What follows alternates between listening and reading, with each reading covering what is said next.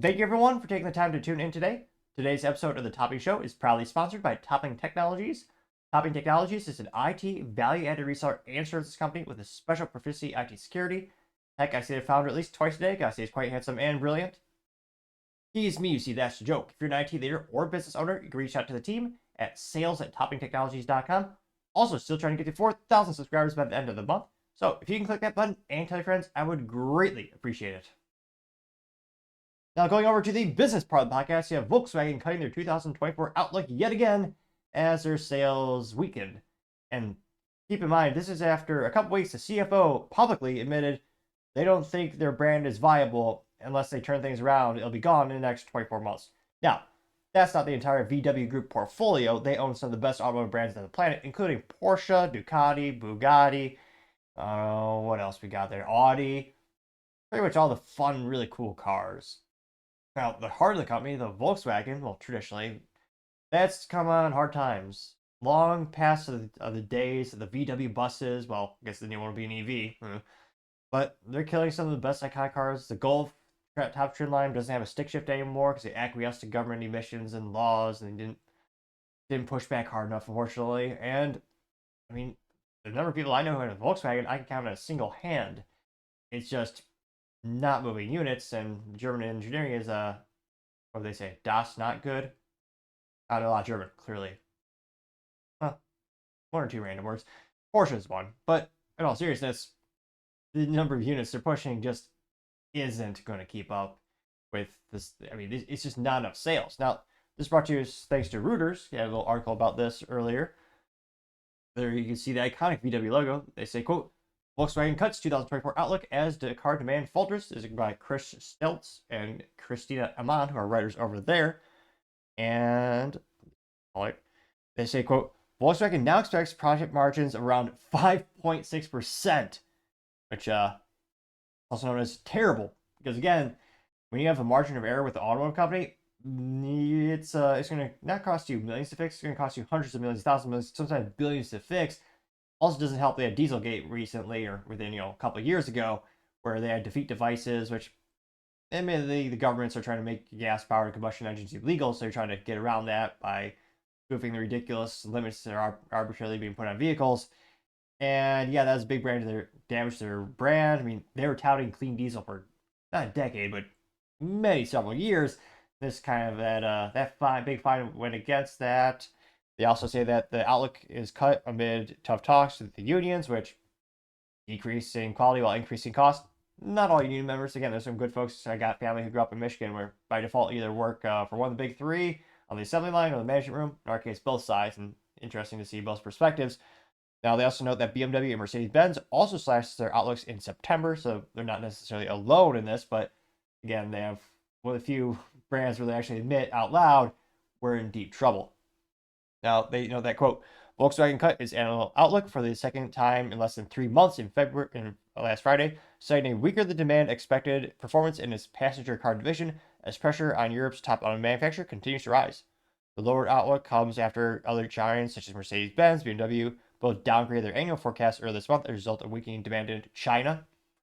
Or, let's be honest, whenever we see that word, you think of Trump going, China! They got the EVs, we're going to take over the world, unless we stop them. Make America great again with stick shifts, V8, V10s, and some V12s. And Trump's never said that, but couldn't help for him to do that, get some automobile enthusiasts on his side. Though he has publicly said, if you want gas engines, he's the way to go if you want that freedom. Now, they also say that, quote, it also comes 2 days after Volkswagen kicked off crucial talks with IG Metall, Germany's most powerful union, over pay and job creation, historical conflict that could lead to the first German factory closure in the car maker's history. Volkswagen now expects profit margins around 5.6% in 2024, down from the 6.5 to 7% previous and below the 6.5% estimates, while sales are expected to fall 0.7% to 352 billion euros, or in real dollars, 350.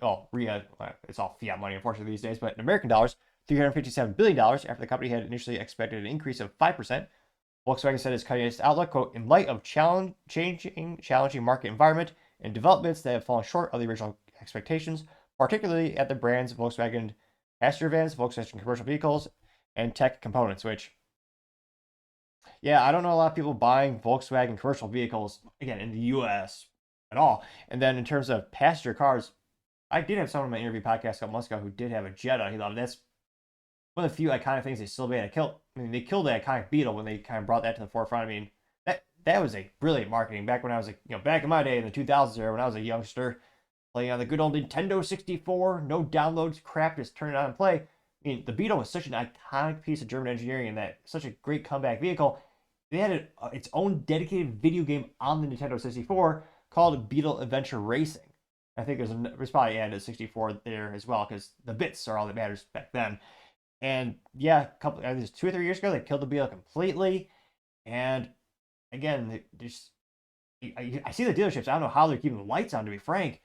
Because again, I know friends who are buying all past 4 or 5 years. They bought all different types of brands of vehicles, pretty much darn near every major manufacturer, but not VW. They also have Lamborghini under their portfolio, so they got that.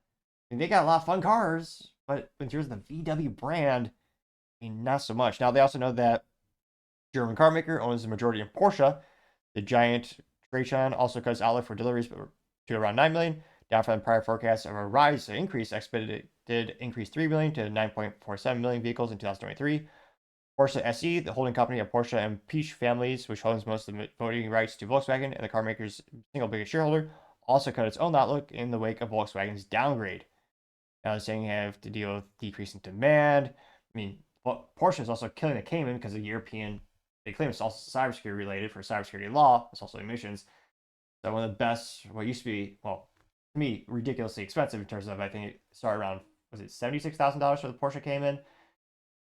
But I mean, in terms of compared to a 911, their entire portfolio, it's a bargain, you would argue, but still ridiculous amount of money. But that was an entry level way to get into the Porsche sports car brand. But they're getting rid of that, unfortunately.